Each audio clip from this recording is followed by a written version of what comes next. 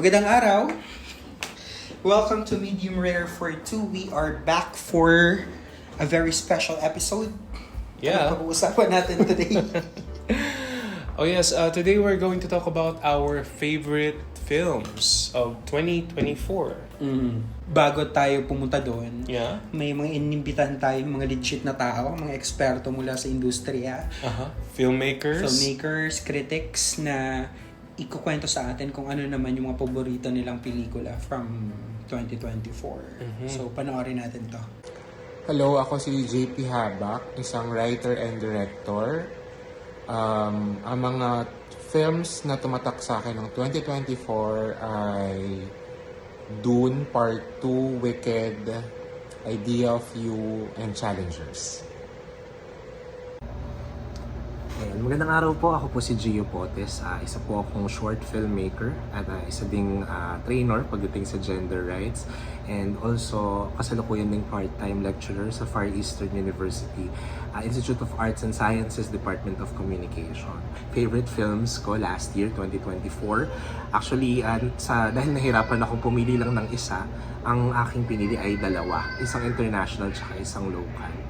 So, yung unahin natin yung international, yung talaga isa sa pinaka nagustuhan kong cinematic experiences last year ay ang The Substance ni Coralie Farja.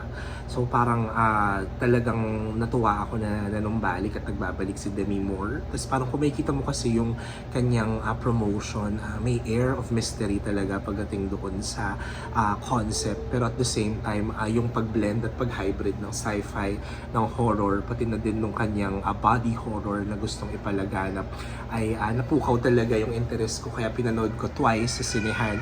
So ganun ko siya na-enjoy.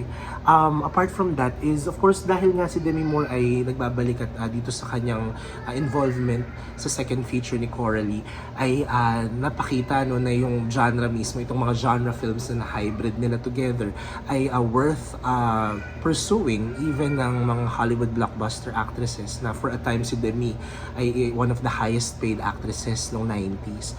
And ngayon ay talagang nanunumbalik yung interest kahit ng mga critics at ng mga awards show ng mga namimili na talagang nabibigyang pansin ng horror. In an era na talagang ang daming lumalaganap na magagandang horror na nagtatackle din ng as it always does, no, yung pagtackle sa mga societal issues and concerns and deeply psychological impacts ng mga nangyayari sa paligid. And then locally, yung naging paborito ko last year was a short film from the Q Cinema Film Festival by Gil Baldosa. Ito yung kinakausap ni Celso ang Diyos. So along with a lot of films last year, especially sa Q Cinema, that tackled a lot on fantasy elements, magic realism. This is a particularly interesting play of form habang meron din siyang mahalaga at talagang makabuluhan na statement pagdating sa kalagayan ng mga manggagawa sa Pilipinas. Ako si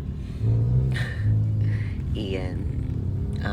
I work as an assistant director for films and commercials.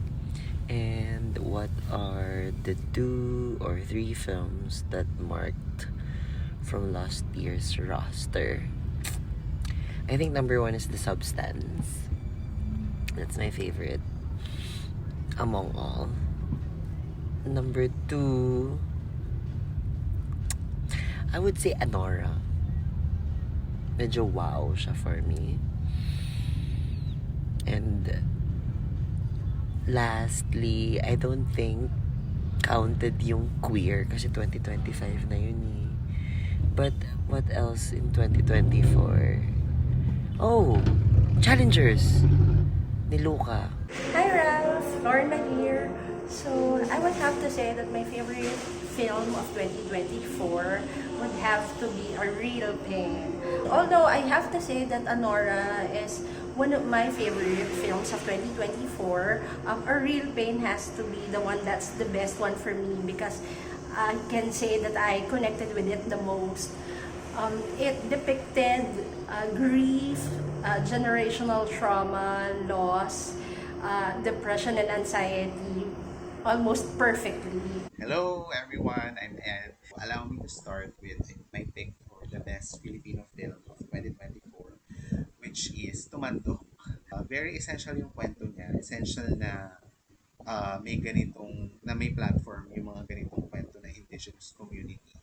Especially, isa sila sa mga vulnerable sectors dito sa bansa and prone talaga sila sa iba't ibang klase ng abuse. Ang isa pang film na I think one of the best Filipino films from last year is yung Alipatot Mo ni J.L. Burgos. I think magiging relevant siya for a long time as long as may mga enforced disappearances, may mga as long as may injustice and may impunity sa Pilipinas. And the third film that I like, Filipino film that I like from 2024 is Fantos Mia by Love Diaz.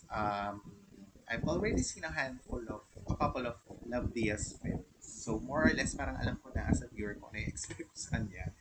Pero surprisingly, meron akong nakitang or surprise ako dito sa Fantos Mia. So yun yung listahan ng mga filmmakers and critics that we invited to our show.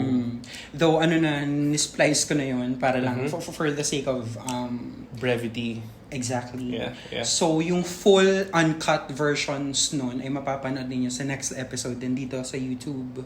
Exclusively Gawin natin siyang, on YouTube. Yes. So yeah, diretso na tayo sa listahan natin. Yes, okay, so now we're going to be talking about our 10 favorite films of 2024, starting from 10th to first, basically. First being The most favorite. yeah. Uh-huh. Okay. Okay. Ano number 10 mo? Ang 10th ko sa ranking is Don't Cancel Me. Okay? Emilia Perez. Yeah, like parang, ano tawag dito, first, nare-recognize ko na it really fell short dun sa cultural themes that it is trying to tackle. So for example, yung tawag dito, yung portrayal niya ng Mexico and specifically trans stereotypes. Pero, at the same time, parang I do recognize na yung production quality nitong Emilia Perez is really outstanding. Alam mo yun? Hindi ko alam. Why? Ayaw maka-answer. Joke lang. Uy, gagi Go ka. lang. Go lang. So, ayun. Tapos parang, it's still very entertaining, visually appealing. Tapos, I feel like si Zoe Saldana and si Carla Sofia Gascon really delivered incredible performances. So, I'm putting it in my top 10. 10th place. What do you think? Nung una ko kasi pinapanood yan, nag-post ako sa Facebook, sabi ko, I had to pause. Kasi alam ko na controversial siya, alam ko na yung mga issue before ko mapanood. Yeah. And nung pinapanood ko, unfortunately, nagugustuhan ko siya for some reason. Like, naanuan ko na parang nalagpasan ko na yung from penis to vagina from part. penis to vagina. Tapos ako parang hindi naman ako into musical. Parang, shit, okay, sige. Ang pangit na ito sa musical, pero may potential. Nakikita mo yung potential, alam mo yun. Na-disappoint lang ako sa part na parang may choices sa narrative na parang, wait lang. Parang wala akong pakialam sa kung hindi accurate yung accent. Wala akong pakialam kung hindi accurate yung depiction ng Mexico kasi ang dami naman sa Hollywood na hindi accurate yung depiction ng Mexico. Yeah. Siyempre, ibibigay mo yun sa mga tao doon kung na-hurt sila, it's valid. Pero, sa part na parang, wait lang, bakit biglang bumait yung character? Ba't biglang naging charitable yung nag-transition na siya? Na, ba't ngayon tinatry mong isolve yung problema na big part ka noon dati? So, doon ako mention na parang talaga ba? Parang gano'n. Yeah. Though, I acknowledge na alam kong hindi to musical. May potential talaga to may potential. Parang it could do without the musical aspect niya, alam mo yun. But you practically say that with any piece of work and musical, to be honest. Pero yeah, parang I do, yung sa sinasabi mo, Ralph, na like, parang bigla siya naging mabait. Parang ako naman, parang nag-gets ko naman yung journey niya. parang gusto niya magbagong buhay. So parang finally, she has gotten in a place where she can be her true self. Parang feeling ko naman, kaakibat nun yung she also wants to do parang to do good or to do well or i-correct yung mistakes niya. Kahit na, alam mo yun, siya yung nagdulot nung nung masasamang nangyari. Yeah. So parang carry lang ako dun sa part na yun. But I guess yung sa narrative choices na sinasabi mo, where I think it falls flat would be yung parang yung turning point ng story papunta sa third act. Yung parang biglang nagkaroon ng conflict between Emilia and yung si Selena Gomez, kung ano man yung pangalan. Alam mo yun? So parang okay, bigla siyang kinid na parang okay girl. Parang I know that this is parang an art house telenovela. Kasi parang nung first watch ko, ganun yung tingin ko sa kanya eh. But at the same time, parang may maraming steps na na-miss sa plot para i-earn yung ganung klaseng, alam mo yun, situation or turning point. Mm-hmm. And I guess yung may nagsasabi din na yung tonal inconsistencies ng film is parang really not fun to experience. I think yung specifically where I noticed that was yung part na nasa hospital sila. Yung parang iniisip ko, is this trying to be campy? Kasi sobrang ridiculous ng lyrics nung penis to vagina. Alam mo yun? So parang, pero gets ko naman yung gusto niya sabihin here, pero hindi naman kailangan cringe or crass. May mga nagmamock sa first part yung mga sinasabing appliances. Na parang, ba't may ganong song na puro appliances yung sinasabi, yung refrigerator. Yung, I might have missed that. Sorry. yung Spanish din, of course, yung lyrics. Pero for some reason, enjoy ko yun kasi para siyang feeling ko, alam mo yung mga, pag may dumadaan sa barangay nyo na, yung mga sirang appliances, na it's very third world, alam mo yun? Yun yung nakuha ko doon, though yung iba hindi na-appreciate. Pero yeah, sinabi ko sa review ko na it sucks. Kasi at the end of the day, musical ka pa rin eh.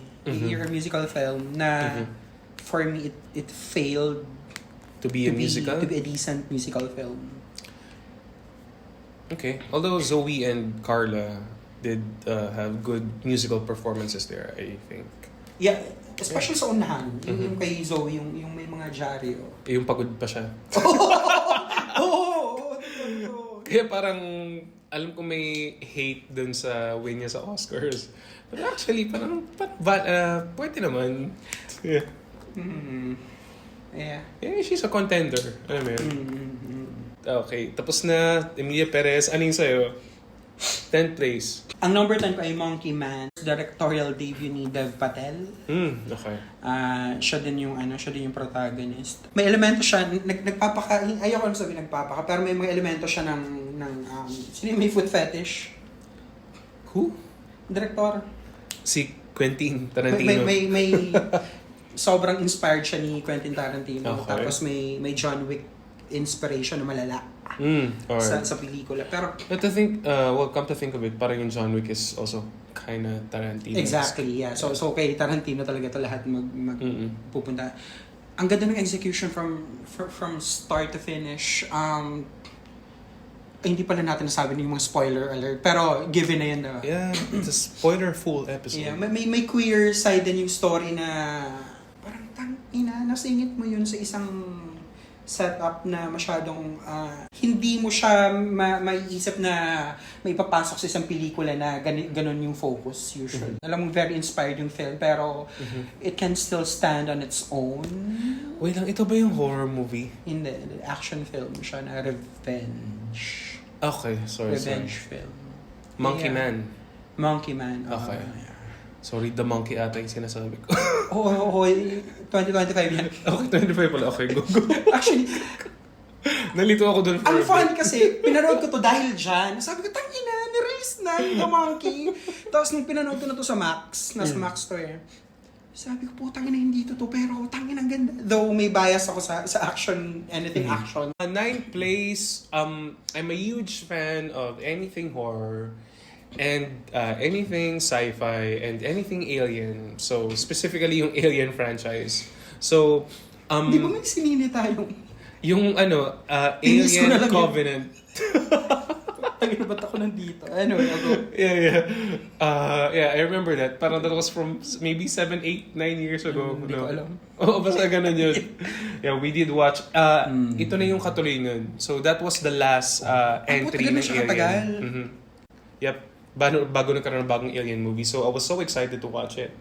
And to my surprise, maganda siya. Nag-inject siya ng Gen Z element like characters sa story. Found a way to make it fresh again, yung franchise.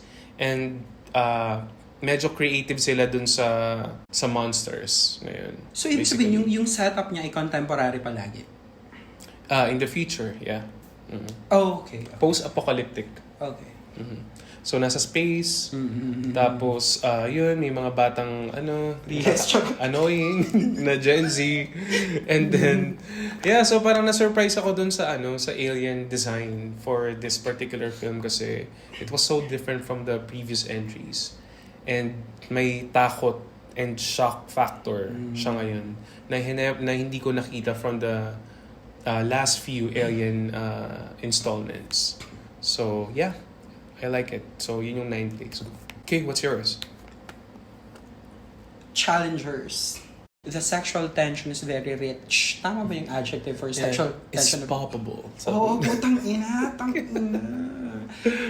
It's so good. And kung may naalala man akong malala sa movie na to ay the fact na isa to sa pinakagusto kong ending from 2024. I love the ending. Kung paano siya in-execute. Yung papaisipin kaya, though ang obvious naman. Tapos pag naisip mo, parang tangina, ang galing, ganon. So yun na muna. Okay. Kasi mamaya malalaman niyo kung bakit. Anyway, Yeah. diretso tayo sa number 8. Ano yung number 8 no? Alright, sa akin, 8 sa ranking ko is Conclave, starring Ray Fiennes, Stanley Tucci, and what's the name of the Trinity guy from Dexter? Si Tremblay. Si Fun Guy. Si Fun? Why Fun guy? Funny actor yun. Ay, oo nga pala, sobrang versatile niya. Serial killer naman siya sa Dexter. Okay. Dexter kasi pala yung reference. This is the best performance of Ray Fiennes that I have seen in a film. And I think siya yung nag-drive ng buong pelikula kahit ang daming magagaling na artista na nandoon. Yeah, so love it. No, pero gusto ko rin yung I guess gusto ko yung final twist na okay, parang dinaanan nyo lahat ng parang ang dami yung criteria kung sino dapat yung maging Santo Papa. Alam mo yun? Na parang, merong anak, parang may corruption. Pero sa ending, feeling ko, kung na-catch nila to, hindi rin mananalo. Si Benitez. Si Benitez, right? Na apparently intersex pala siya. And yeah, like gusto ko yung somehow it's so funny na yun yung naging outcome. And I love it. My number 8 is your number 2. I love the pacing, I love the editing, I love the cast, I love the character development, the thrill found amidst the quietness. Lahat na nasa Facebook ko. The ending, lahat yun. Sabi ko sa Facebook, this is my definition of a perfect film, 5 stars. Nasa number 8 ko siya. Nasa max din ito. Alam mo yung naalala ko dito, Manchester by the Sea. Though totally different vibes, different story. Pero alam mo yung struggle, hindi ko alam kung... Is it yung camera work or yung parang matter of fact na... Hindi alam ko ano. Ano? Ang hilig ko lang talaga sa Caucasian. Po, tsaka... Sa Caucasian na malungkot I guess na daddy. si Nicholas, Si ano? parang si Oh, Casey. exactly. Yeah. May gano'n siyang vibe. Pero, Depressed. totoo. Ang immediate ng conflict Ganun, diba? Parang within 10 minutes hooked ka na. Dapat pala number 1 pa siya. Ano yun naman yung hinihintay mo sa pelikula. Parang, okay, pwede ka naman mag 3 hours dyan or pwede ka mag love DS dyan, pero bigyan mo ako kaagad ng conflict. Ano siya like it's been a while since nakapanood ako ng ganyang klaseng pelikula. Sa umpisa pa lang puta, Hook na hook ka na. Tapos, you're rooting for him for some reason. Alam mo yun, kahit hindi dapat. Yeah? I have a different opinion about that Anyway. later. Okay? Okay, sige. So, yun na muna. Okay.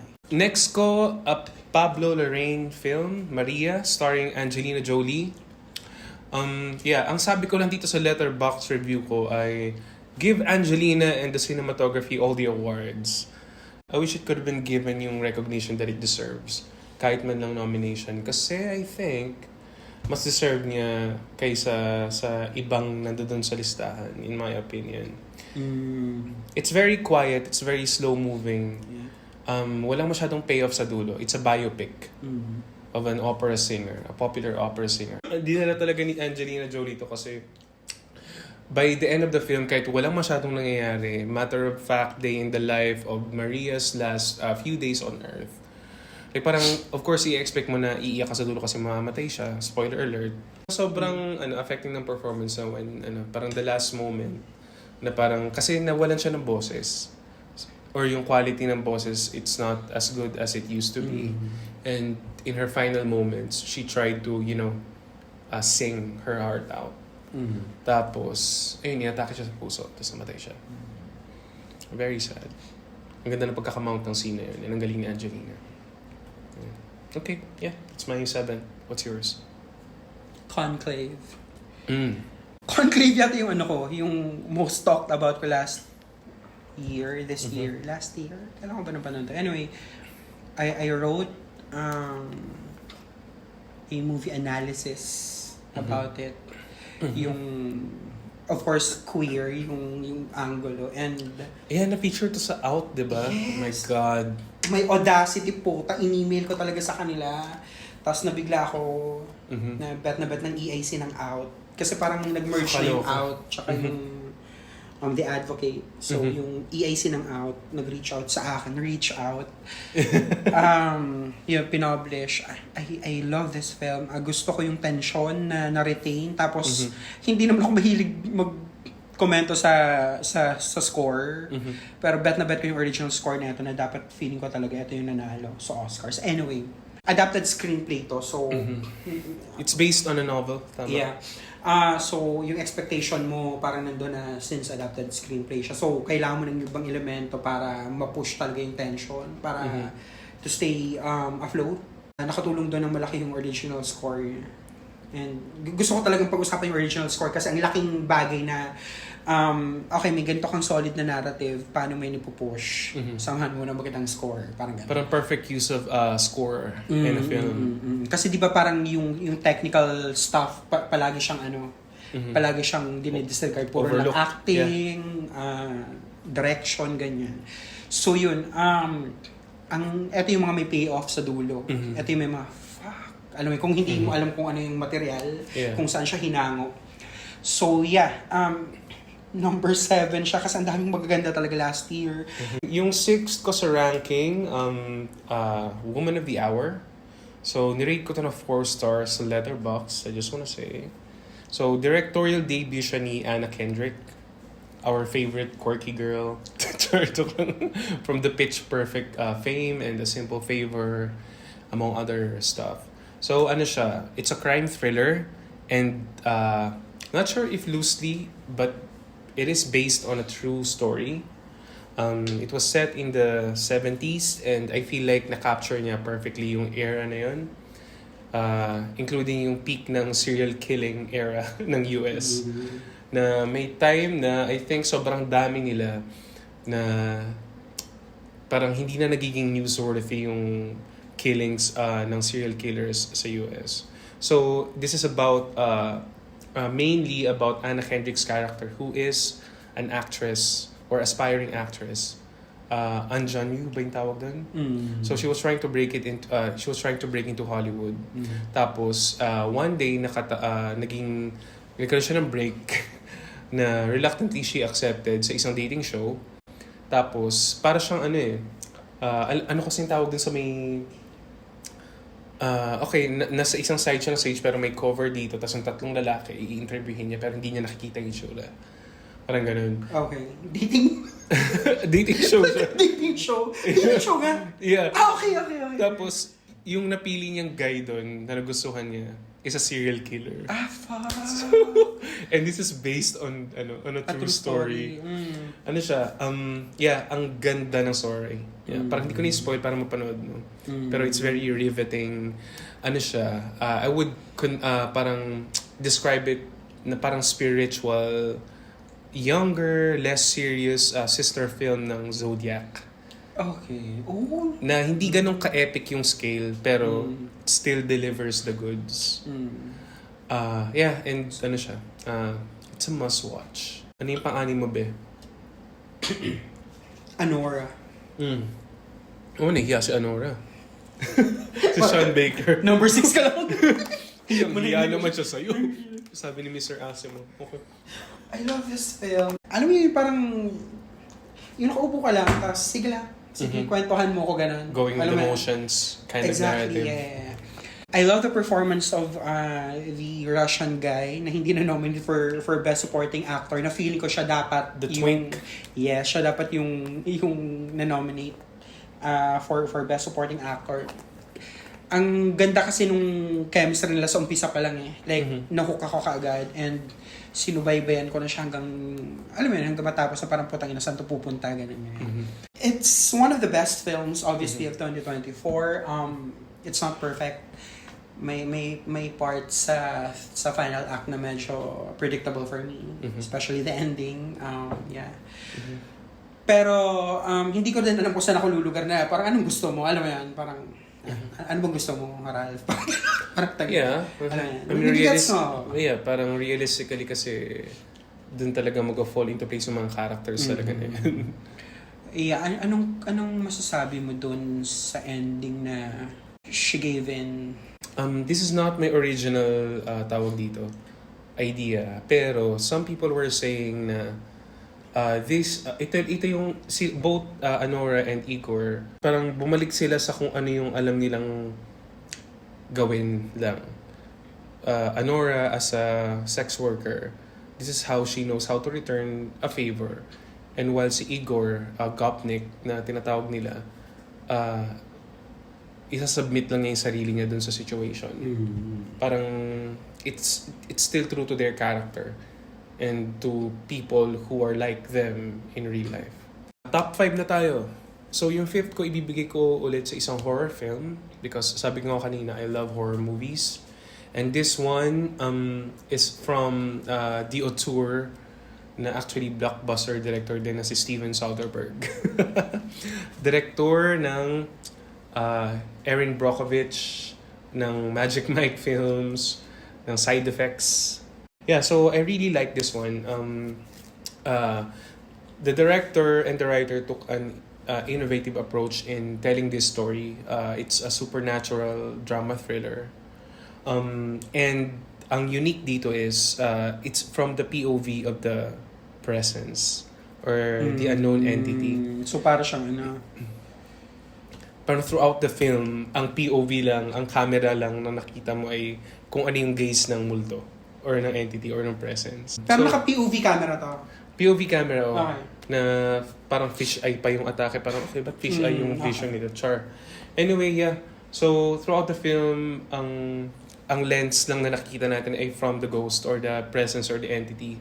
Hindi ko dinedefine parang concretely kung ano yung presence na yun kasi anyway, pag pinanood niyo yung film, malalaman nyo and it's a critical information na ayokong i-disclose here.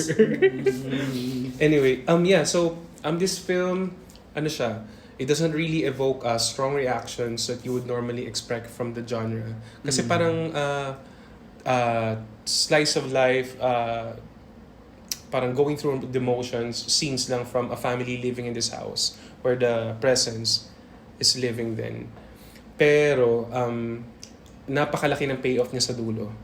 That's what I'm saying. Hindi lang yung POV ng multo na treatment ang unique sa kanya, but also the way the story parang reveals itself at the end. Yung core mystery niya, it was so surprising. It was so affecting and it's heartbreaking. Number 5 mo yan. Yeah. Ang funny kasi ang number 5 ko, ang halaga din ng role ng POV cinema. Mhm. So, eto yung yung should have won Mhm. sa Oscars. Number 5 is Nickel Boys. So, tungkol dito sa dalawang African-American boys na kailangang ipasok sa isang reform school sa Florida. Mhm. So, base din ito sa isang nobela. Mhm. Pulitzer winning yung novel na yun, The Nickel Okay. Boys. So, yeah. Yung reform school na yun na nasa Florida ay very racist, very abusive. Mhm. So, may imagine mo na 1960s, tapos Okay. Florida, reform school, black boys, gano'n. Okay. Ang innovative din ng atake ng POV cinema. Kaya nga sinasabi ko sa'yo na yung number 5 mong amazing na POV POV. din. Kasi ito, isa din gano'n na ang maganda sa pagiging POV cinema nito, hindi siya manipulative na para lang masabing may kakaiba, para lang may masabi silang may iba silang ginawa sa pag-adapt ng libro. Ang effective niya kasi parang mas-zero in, tama ba? Talaga sa mga nakikita nila. Ang ganda ng atake, ang ganda ng direction. So, ang galing ng gamit ng POV cinematography dito na hindi siya nagmukhang gimmick, alam mo yan. It's very immersive. Dadalhin ka niya talaga hanggang sa dulo ng kwento. So, yeah, it's one of the best films for me from 2024. Okay, so fourth in my ranking is The Substance. It's a pretty popular, universally liked and loved film. With the exception of Ralph, maybe, kasi wala sa top 10 niya. And I think he will give me his thoughts about after kong i-share why I like this film.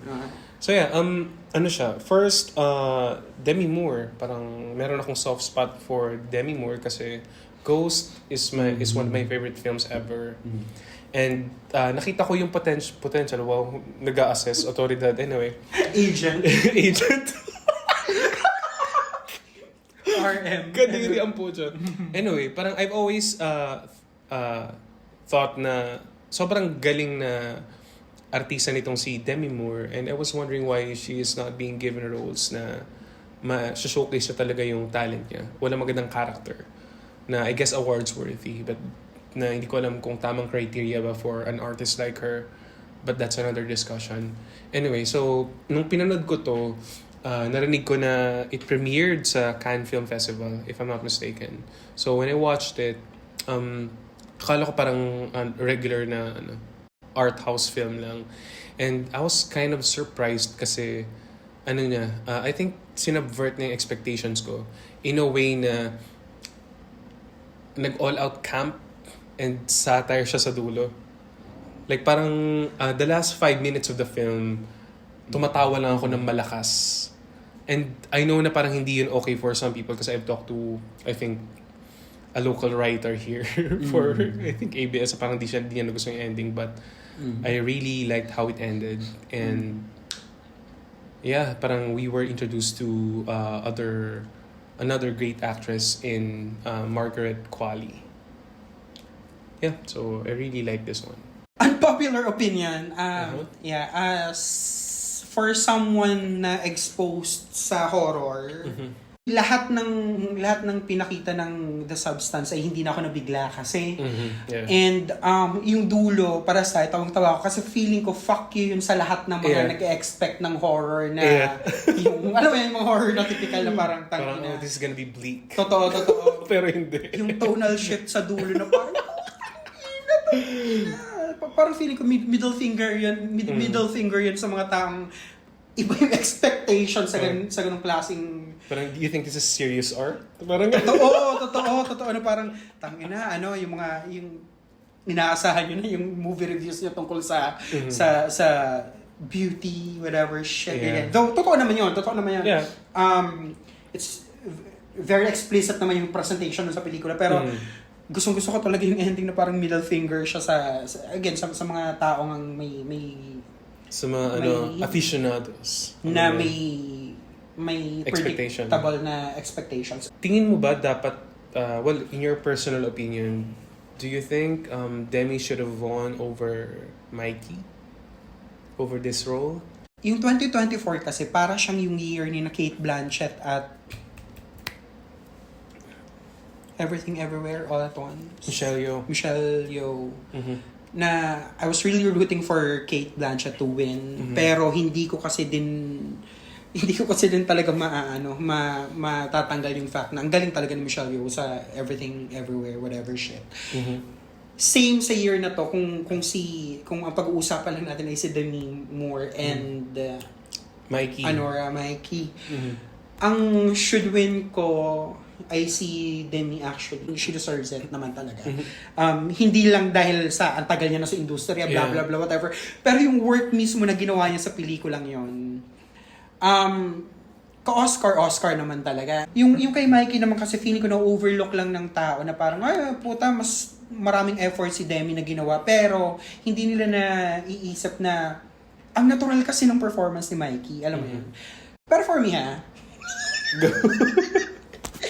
kahit si Demi yung should have won ko kasi tapos na so should have won. Feeling ko mas happy yung puso ko kung si Fernanda Torres ng Brazil yung mananalo or yung nanalo kasi I'm Still Here, it's a really good film. Hindi ko na lang siya naisiksik dito kasi parang I don't wanna lie to myself. Okay. Alam mo yan, parang it was a really good film pero hindi ko na kasi alam kung... Challenging ba siya panoorin? No. Hindi ba? I mean, if you're into historical shit. Okay. Period piece nga pala siya. Yeah, ang ganda niya. Pero hindi ko na lang siya maisiksik sa top 10 kasi putang ina, ang dami ng magaganda. Alam mo yan? Okay, number 4 ko ay The Wild Robot. May shipwreck, tapos yung AI robot na yon apparently female kasi female yung voice. Stranded siya sa isang island. Okay. So, bigla siya nagising as a robot, as an AI robot, tapos di ba yung AI, service-oriented? Kailangan nila ma-fulfill yung task, pang ganun. So, namuhay siya with animals. Okay. Hanggang nagkaroon siya ng anak-anakan doon na hayop. So, yun na lang yun. Parang, Okay. Grabe yung iniyak ko dito. Parang sa lahat ng nasa listahan ko, dito ako may maraming niluha. Okay. Tapos, kaso iniisip ko, sapat na ba yung basehan as my number 1? Anyway, personal ko naman yun. Ang pinakagusto ko sa pelikulang ito ay dalawang bagay. Though yung nakikita kasi ng mga tao ay yung motherhood, yung ganyan, yung mga nakakaiyak naman talaga. Pero feeling ko commentary siya sa AI, kung gaano nagre-rely yung generation natin ngayon, lahat Unfortunately. sa AI. And number 2, kung isi-stretch mo lang, kung ipipilit mo, pwede siya maging queer family setup shit. Kasi, hindi nagmamatter yung gender sa quote-unquote motherhood. Yeah. Alam mo, Akala ko dahil robot. So, wala talaga gender. So, walang binary. Exactly, though female nga yung voice, putang kinabaraw sasabihin mo. Exactly, totoo. Parang yung robot na yun ay naging nanay sa isang ibon. Akala ko naging non-binary. Naging nanay child. Joke lang ko. Okay. Yeah. Pero nakikita mo yung setup na pwede kayong maging magkaibang species. Pwede pa rin kayo mag-form ng family. Okay. Alam mo yan, na hindi nakasalalay sa heteronormative shit ng society. Parang ganun. So may mga ganong commentary siya na hindi ko alam kung lantaran yun na ibinibigay ng pelikula, pero yun lang yung mga nakuha ko dun. Though, yung commentary about our present world na nakarelay sa AI, very blatant naman siya. Ang number 3 in my ranking is Juror number 2, which is your number 8. This is from Clint Eastwood. I am a fan of legal dramas. So, napanood ko na yung Lincoln Lawyer. My favorite TV show is The Good Wife. And pinapanood ko yung kay Glenn Close and kay Rose Byrne. Among other parang legal dramas. So, when I watched this one, sabi nga natin kanina, within the first 10 minutes, hooked ka na. And ang tagal na since nakapanood ako ng ganong klaseng pelikula.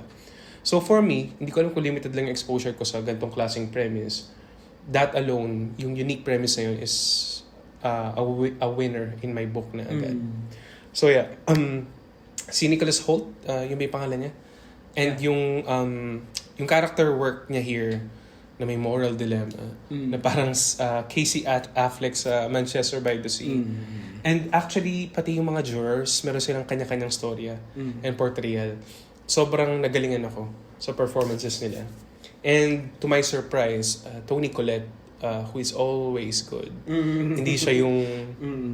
She's a star, but she's not the star in this film. So yeah, nirate ko to na mataas sa letterbox ko. And kasi the way the story unfolds, nag-provide siya ng series of opportunities para maintindihan natin yung karakter ni Justin, ni Nicholas Hoult. But ultimately, while we're going through that, magkakaroon din tayo ng final assessment kung ano yung judgment natin sa kanya. Not to parang make a pun about it kasi jurors, parang court drama. Anyway, yeah. So, of what kind of person Justin really is. So, for me, hindi siya masayang task kasi sobrang nag-root ako sa character niya in the beginning. But as the story progresses, mas naiintindihan ko, mas nag-form sa utak ko na hindi. This guy is not good.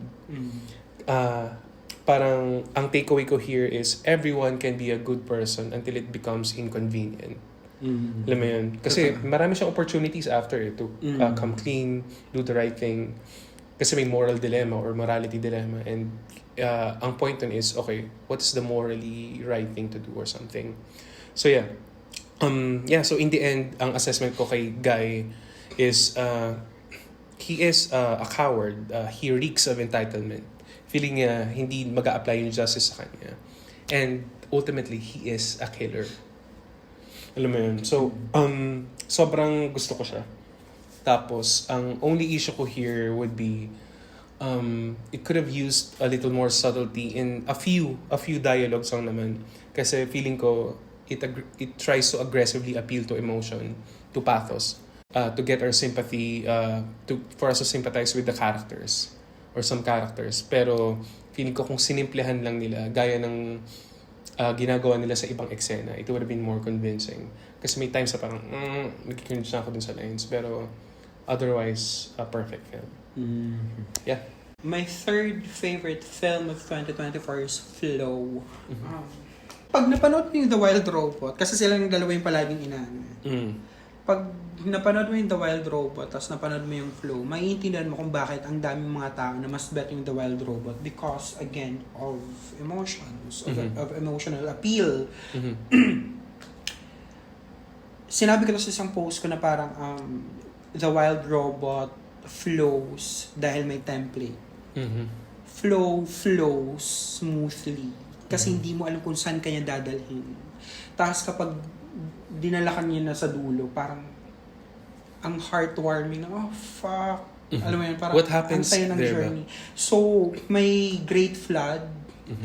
Ang post-apocalyptic ng dating, basta tumatas yung flood. Ang tawag natin, yung Wild Robot, nag-start din siya sa tubig. Eto, tubig talaga lahat. So, may great flood. So, alam naman natin na ang cat ay very solitary. Hindi mo yun alam pala kasi hindi ka naman cat lover. Oy! Kaya hate kita eh. Anyway. I'm cat neutral. Gago. May ganun. Anyway.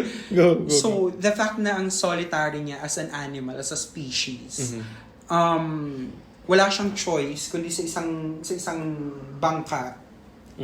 Makakahalubilo siya ng ibang animals na nag-survive sa Great Flood na yun. Okay. Ganun kasimple yung story niya. Hanggang nag-bond sila, hanggang makikita mo din yung hierarchy. Though, yung pusa kasi, ang aggressive nun, diba? Parang ang territorial niya. So, nauna siya dun sa bangka, if I'm not mistaken. So, lahat ng umaangkas sa kanya, so to speak, dun, parang may angil siya agad. Okay, parang gumagana siya.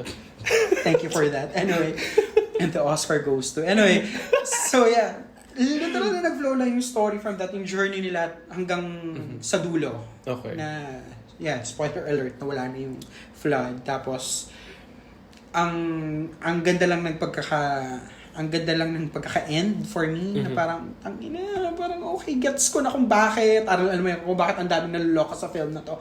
It's from Latvia. Tama ba yung Latvia? Oh, okay. From Latvia. Nice. Tama ba yung pronunciation ko ng Latvia? Anyway, hindi mo mailalaban yung animation niya sa mga ginagawang shit ng Disney kasi Blender lang yung ginamit dito. Alam mo yun, Okay. parang ang cheap looking ng animation kaya hindi ko rin to agad tinapos sa isang upuan eh. Parang after 10 minutes Parang di ka sanay sa animation. Sa ganung klaseng animation na parang okay, ano to, medyo artsy to pero may sakit yata ako that day so parang not today honey. Parang nung binalikan ko na, inuna ko yung Wild Robot tapos nag-flow ako. Parang okay po, na may something to na na-achieve na hindi na-achieve ng The Wild Robot. Which is yung ganun ka-seamless na flow literally ng kwento na parang ang simple ng nasa harapan mo pero may mga tusok momentarily sa puso. Alam mo yun, may mga ganun siya. So, very highly recommended. With the way you're describing it, parang poetic yung... Medyo poetic ba yung ano niya, treatment here or hindi? Not necessarily. Hindi. Okay. Ano to eh, as is eh. As- parang okay. nag-float lang talaga yung Straightforward. Yes, Okay. parang tapos hanggang sa dulo, sila pa rin. Alam mo Okay. yun, parang sila pa rin. Tapos siguro, yung obvious... Tayo na ng mga hayop. Exactly. And yung obvious commentary na parang ang dami nating pagkakaiba. Pero at the end of the day, meron tayong common denominator, which is kahayupan. Ano mo, parang Kahayupan. nakakatawa yung sinabi mo, pero yun eh, na parang tayo na lang naman talaga at the end of the Tayo day. na yung magtutulungan. May ganun siya. Okay. Tapos, Oo. though, hindi ko alam kung ang laking factor ng fact na cat lover ako, pero ang ganda ng use ng cat. Alam mo yung animation na to, parang aral na aral niya kung paano gumalaw yung pusa. Yun yung nakuha niya. Okay. Kahit hindi mo mailalaban yung quality ng animation sa iba nga. Mhm. Yung nuances ng pusa, kuhang-kuha niya talaga. Ang cute anyway. So yeah, it's a very cute film na may tusok. Ang dami niyang tusok. And mabigat siya sa loob minsan and sineselebrate mo siya minsan din hanggang sa dulo isa-celebrate mo siya and it's very heartwarming na kasi di ba ngayon nandun tayo sa parang palagi tayo nag-explore ng mga pelikula na kailangan ko ng depth, kailangan ko ng lalim, ganun. Yeah. Eto wala masyadong lalim, ang simple pero putang ina, ang ganda. Ang ganda ng pagkakagawa. So yeah. Congratulations. Alam mo, na-surprise ako sa top 5 mo merong dalawang animation. Or, Paras tayo! Oh my God! ikaw. Kasi parang... Yan, na-surprise na sarili ko kasi... Okay. Ayoko kasi, nung ginawa ko yung top 10 ko, nandun pa ako sa mga putang ina, yung top 5 ko parang unexpected. Kailangan cutting edge. Yung mga ganong shit. piece of Kasi work, sabi ko, ganun. putang ina, ayokong mag-lie sa sarili Don't lie, ko. parang ganun. Alam mo yun, I don't wanna lie to myself. Puto, parang ano dito yung 10 na ang sarap lang yakapin ng filmmakers na thank you for these films. Yeah. Eto to, hindi. Like yung Wild Robot, ilang beses ko siya inatempta na hindi ilagay sa top 10 pero Bumabalik pa rin siya. totoo. First time yata ito na I think so. Diba? Parang hindi kita ma-remember na gusto mo ng animation or animated films. So yeah. My number 2 is your number 9, Challengers. Oh my God, sino kasi? Si Luca ba to? Guadagnino? Yeah. Queer. Queer. And Call Me By Your Name. Call Me By Your Name and some other... Alam mo, ngayon lang nagsinkin sa akin, though hindi ko alam kasi may 3 pa lang naman yung napapanood ko from Luca. Ito yung parang least Luca. Tama ba? Yeah, parang ito medyo popcorn. Oo, totoo. Hindi siya yung queer, hindi siya Call Me By Your Name, hindi siya Bones and All, hindi siya Suspiria. Totoo. Okay, yeah. Yun yung number 2 ko. Of course, yung main draw ko dito nung una is parang, kasi based on the trailers. Oh, is this a homoerotic film? Is this meron bang gay elements? And I am a huge fan of Josh O'Connor's work dun sa God's Own Country. So, nagpakita siya dun ng keme. So, parang, okay. Parang, maybe we will tune in. Joke lang. Anyway, pero for real, nung pinanood ko siya, what I like most about this film is yung unique and complicated dynamics ng relationship ng 3 leads nila, Zendaya, ni Josh O'Connor, at saka ni Mike Feist, whom first time siyang ma-introduce sa akin ng first time siyang ma-introduce sa akin sa pelikulang ito. Same. So, yeah, parang mag-best friend yung dalawang guy from childhood Tapos, na-meet nila itong si Tashi, si Zendaya, sa isang tournament. And then, pareho nilang nagustuhan. And then one night, parang dinner sila ni Zendaya na maghalikan. And yun, naghalikan sila. And akala ko after this, mamumuo yung parang straightforward na parang relationship or parang habulan ni Mike at saka ni Josh O'Connor. Pero binigo nila tayo dun kasi hindi siya nangyari. Naging rivalry yung dating for Zendaya's heart, apparently. So parang na-surprise ako dun, which is good kasi akala ko parang pang-dibog lang tong pelikulang to. So si Tashi, parang romantically entangled siya both dito sa two male characters natin. But parang it seemed like na parang she also went through an over a decade-long power trip para lang i-ship yung dalawa. Alam mo yun sa dulo.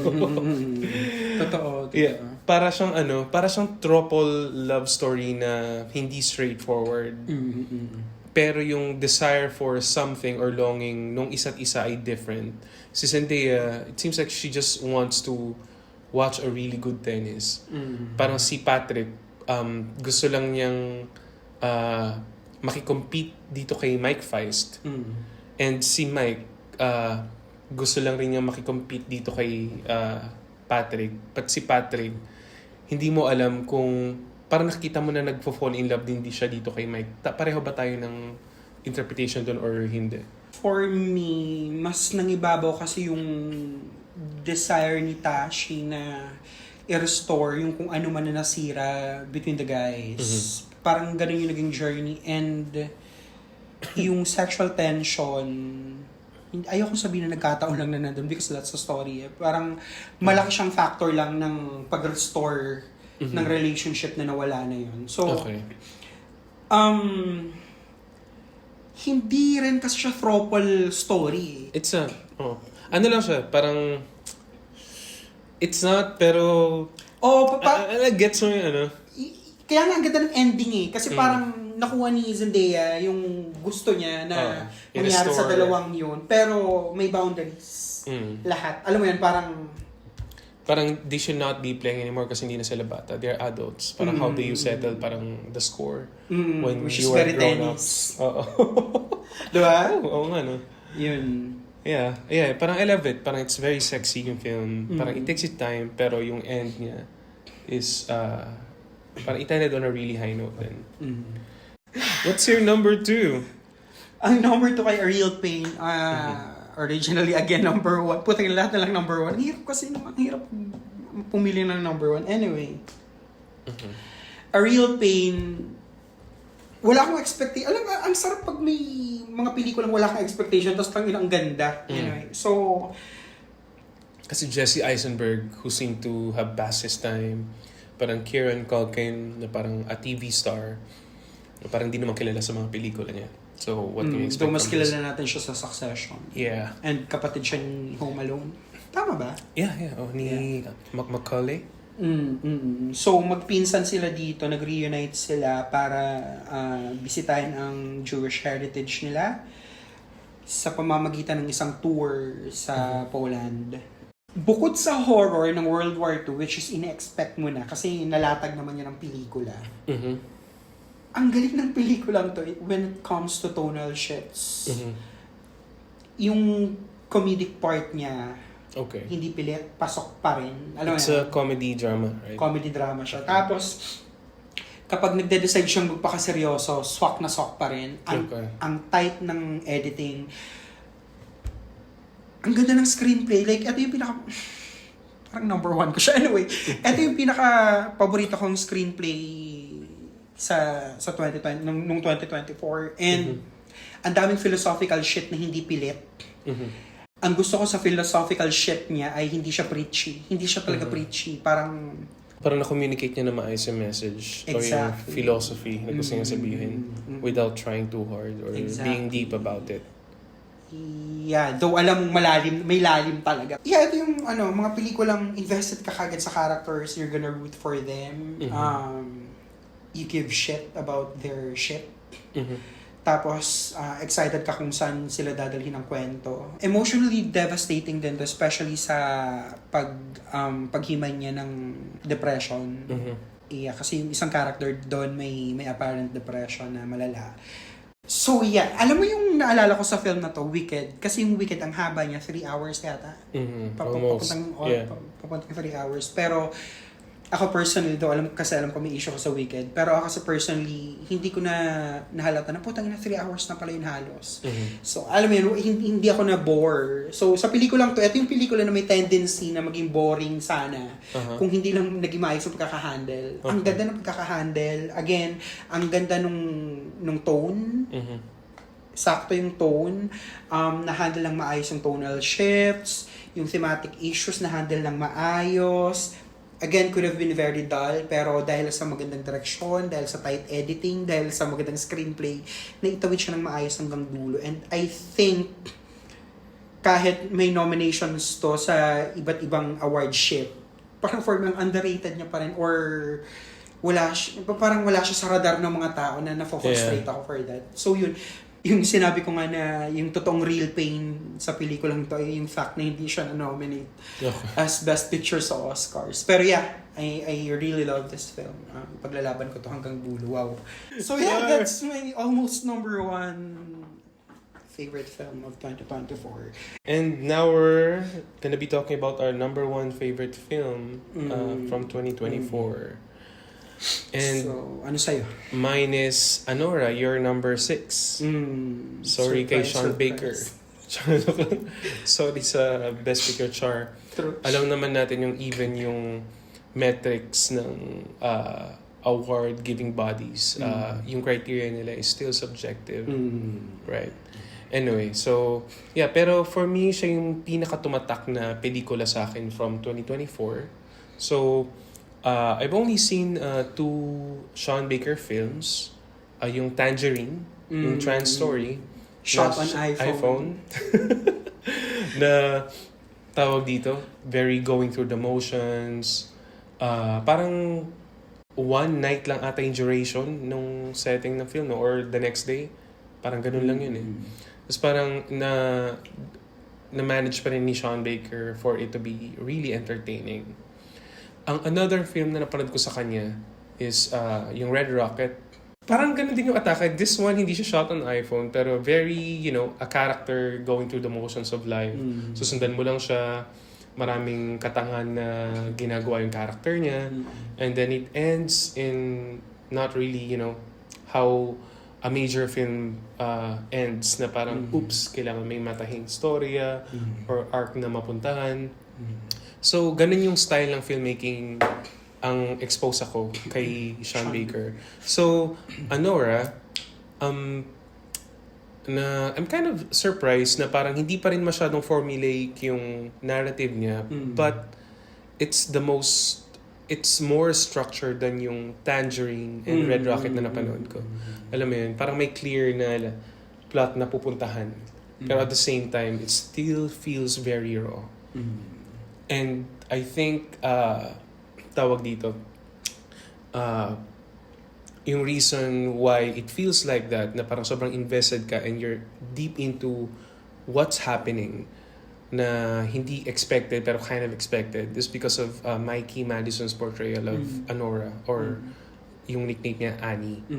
So yeah, parang I think na-manage niyang i-convey yung tawag dito, journey ng character niya. When she feels sad, you would know why. When she feels happy, you would know why. And when she's heartbroken and frustrated, you know exactly why. And I think that's really a huge feat for an actor or an actress. So yeah, parang you can't help but feel but to root really hard for yung character na yun, ni Anora. And it's something na parang hindi ako masyadong detached sa characters. It's something na hindi ko na masyadong na-feel dun sa previous work ni Sean Baker, kasi feeling ko it almost feels like a documentary yung atake ng mga pelikula niya before. Dito parang talagang you're gonna be able to empathize to the characters here. And alam mo yun, to an extent, pati kay Igor, like parang you feel for him at the end of the film. And parang cheesy siya, pero it's something different from the creator. And yeah, parang overall yung story ng sex worker na nabigyan ng Cinderella story somehow dun sa universe na kung nasaan siya, yun yung fairy tale niya, and then parang it was taken away from her. And now, saan siya pupunta? She's back on the streets. Alam mo, parang it's heartbreaking but sadly a reality for most people sa kahit anong marginalized groups. Yeah, so that's why it's my number one film. And I would watch it again. The best part ng film na yun for me ay para siyang representation ng mga pangarap natin. Alam mo yung parang pag nagdi-daydream ka na tangina nanalo ako sa loto ganyan, tapos parang technically easy way out siya. Tapos biglang ibabalik ka sa realidad na parang kailangan mo para magtrabaho bukas. Alam mo yun? Yeah. Ano na yan? Parang we're all Anora. Totoo. Tayong mga hindi pinanganak na may silver spoon. Kailangan natin kumain. Araw-araw. Ito yung magandang character study. Like, from start. Kahit yung mga naiinggit sa kanyang kapwa sex workers, yung dynamic na gano'n. Parang putang ina. It feels very real. Totoo. Okay, what's your number one, Ralph? Yeah, ang number one ko actually ay hindi feature film. It's a documentary film from 2024. It's called No Other Land. It's about the ongoing war sa Israel at Palestine. Ginawa ito ng isang Israeli journalist and filmmaker at isang Palestinian na journalist and filmmaker. Wow. So actually, 4 sila, pero yung sentro ng pelikula nasa 2 lang talaga. So ang kwento niya ay may isang village na sa Palestine na pilit dinidemolish ng Israel. So taga doon yung Palestinian journalist na yun. Tapos kino-cover din siya ng Israeli journalist. So ang dami na nating nasabi tungkol sa ongoing war. Minsan sa sobrang dami nawawalan na siya ng kahulugan. Alam mo yan, parang nawawalan na siya ng sincerity. Na-drown out na yung message. Yung message sa noise. Exactly. Na parang lahat, though, kasi ang daming ginagamit na lang siya for clout, na parang tangina nyo, wag yun yung gamitin for clout. Kasi kapag pinanood mo yung ganitong uri ng pelikula, makikita mo na putang ina, mga totoong buhay yung nawawala, mga totoong buhay yung naghihirap, tapos tayo ginagawa lang natin for clout. Alam mo yung ganung gigil ko. Gustong-gusto ko tong pelikula. First of all, doon ako na-amaze sa concept niya ng isang Israeli tsaka isang Palestinian. Yeah. Actually, yun yung unique selling point niya kasi exactly. Hindi ko in-expect. Kasi first time ko marinig siya. Well, alam ko nanalo siya ng Best Documentary sa Oscars, but I didn't know that it was about the two people that you were talking about. Kaya yung iba, hindi nila naiintindihan yung acceptance speech. Na parang, sino sila? Ano ba to? Pro-Israel ba to or pro-Palestine? It's very pro-Palestine actually. Pero hindi siya manipulative. Hindi siya... Wala kang mafe-feel na agenda. Okay. Kumaga parang ano siya, objective yung presentation ng kung ano nangyayari. Patangina kung paano tinidemolish yung... Magagalit ka. Galit na galit ako sa... Galit na galit ako after... Mapanood. Kung mapanood to, galit na galit na naman ako sa Israel. Putang ina yung Israel. Alam mo yan. Nanumbalik yung nawala ako ng desire for like talking about the ongoing war kasi nga dahil sa dami ng noise. And people seem to have forgotten about it. Most people who are noisy, like parang the past 2 years. Exactly. Naging father na lang siya. Exactly. Feeling ko ito yung film na parang utang ng loob. Kailangan tong mapanood ng lahat ng tao sa buong mundo. Kailangan ma-remind lahat. Oh, like for a documentary film, ang dami yung shots na tangina, parang hindi docu. Ang ganda ng pagkakasetup ng camera. Ang galing na naitago nila yung mga footage na yon, parang ganun. And parang nandun ka sa eksena na parang yung manggigigil ka talaga sa Israel, putang ina. Ito yung pelikula na kailangan mapanood ng lahat. Pinili ko to as my number 1 film of 2024. My favorite film of 2024. Hindi lang dahil sa maganda siya, pero importante kasi siya. Importante siyang mapanood ng mundo. Importante siyang mapanood ng lahat ng world leaders. Yung dynamics ng dalawa na parang yung isa nagsastruggle, tapos yung isa may gintong privilege, na nakakapasok pa sa lupain ng taong nagsastruggle, yung taong oppressed, tapos yung dynamic na parang wini-welcome pa rin to na taong to from the oppressors, from the land of the oppressors, na parang tatanggapin ka ba namin dito, ganyan, itutuloy ba natin to, na activism na to. Tapos may maganda doon na part na sa Palestinian mismo nang galing na sinabihan niya yung Israeli na masyado kang parang overwhelmed, masyado kang I forgot the adjective, pero parang ang point niya, parang gusto mong madaliin yung war na to. Hindi to matatapos in 10 days. Ilang decades na tong nangyayaring gera na to. So magugulat ka na, nanggaling pa siya sa Palestine na parang may awareness siya na hindi to snap of a finger lang na matatapos. Ang daming triggering shots, yung source nila. Like, doon pa lang sa gigibang mga bahay, super trigger ka na sa gunshots. Sa nakikita mong binaril talaga, matitrigger ka na. Pero yung mga simpleng putang ina, yung source nila of water. May isang Palestinian na tatay na nagsabi na that's a human right. Sinemento ng Israel. Parang yung mga ganun kaputang ina na ang privilege natin sa mundong to na nakakapag-Twitter tayo and talk about it pretentiously. Alam mo yun? Yeah. Naputang ina yung pinag-uusapan natin mga tao ay totoong buhay na, Diyos ko dahil, yung mga bata, yung mga babae, doon ako pinaka-kinukurot and na-surprise ako na ang lakas din ng kurot sa puso nung mga tatay mismo na kung paano sa atin pinipresent ng usual media na yung mga Arab men na parang ang so strong, dito parang makikita mo silang nayuyupi, parang putang ina. Frail. Yeah. Exactly. Ang lala ng kurot sa puso. And yeah, I'm so proud to say that this is the most important film of 2024 and I'm very proud na napanood ko to. At ilagay siya doon. Alam mo, sa number 1. Exactly, na napakaraming magagandang fiction na ipinalabas last year. Pero ito yung katotohanan ng mundo na nandito tayo ngayon sa ganitong estado. Ang swerte natin na wala tayo doon. Alam mo yun, pero putang ina yung gigil na tang ina nyo Israel. Alam mo yun, parang, yeah. Endless pa. Parang kailangan ko na matapos. Go. Yeah. So, kailangan itong mapanood ng buong mundo. Yun lang. Parang gusto ko itong mapanood talaga ng buong mundo. Question, why is it titled No Other Land? Yung village na yun na lang yung meron sila eh.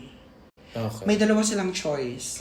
Manatili doon, magpabuli sa Israel. Kasi no other land, wala silang pupuntahan. Okay. Or, alis sila doon, pupunta sila doon sa town kung saan nagsisiksikan na yung mga Palestinian na wala ring buhay doon. Alam mo yun, parang mas madali pa silang giyarahin doon or bagsakan ng bomba. So, basically, ang simple, putang ina yung lupa namin to. Sa amin to, ba't nyo kami pinapaalis? Yeah. Ba't nyo ginigiba yung mga bahay namin? Ba't kailangan na namin buuin yung bahay namin sa gabi pag wala na kayo, tapos gigibain nyo na naman next week? Yung paaralan, yung playground, yung manukan, wala na kaming ibang lupa. No other land, literally. There's no other land. Eto na lang yun. So may choice ka. Ipaglaban yung lupa mo at mamatay ka doon. Okay. Or umalis ka at baka mamatay ka rin. Yeah. Kasi saan ka pupunta? Alam mo yan. So yeah. Yeah, that's really sad. Yes. So yeah. Bongga. That's our top 10 favorite films. Yes. And again, yung guests natin na filmmakers and critics, yung buong videos nila, yung uncut versions ng videos nila ay mapapanood ninyo sa next episode. Yep. So, yeah, tatahiin namin yung lahat. Thank you so much sa lahat ng filmmakers and critics na nakibahagi. I love it. Ang ganda. Ang ganda ng concept na may ibang thoughts. Hindi lang tayo alam. Yep. So, yeah. I hope natuwa naman kayo sa recommendation sa amin ni Ralph. If hindi, you can comment down below. True. Right? Makipag-away kayo sa amin. Correct. Char, of course, we're gonna be respectful.